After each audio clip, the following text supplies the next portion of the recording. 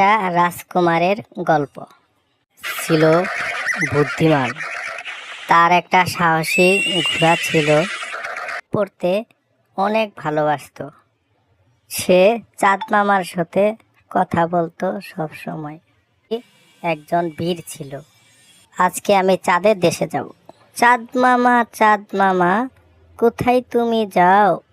আমায় নিয়ে একটু তুমি খেলা করো না। চাঁদ মামা, কোথায় তুমি যাও?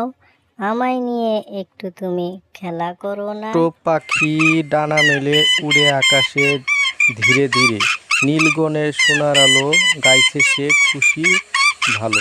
ফুলে বনে মৌমাছি গুনগুন গান তো গায়, ছোট মনে খুশি ঢেকে রঙিন স্বপ্ন ভেঙে যায়।